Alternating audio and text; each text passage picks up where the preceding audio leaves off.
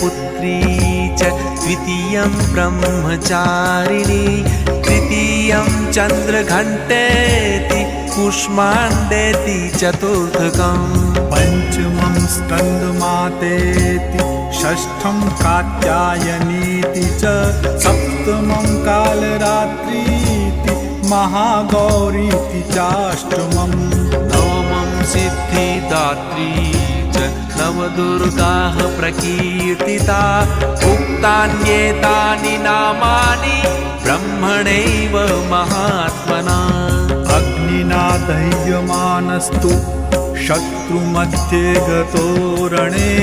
विषमे दुर्गमे चैव भयार्ताः शरणं गताः न तेषां जायते किञ्चिदशुभं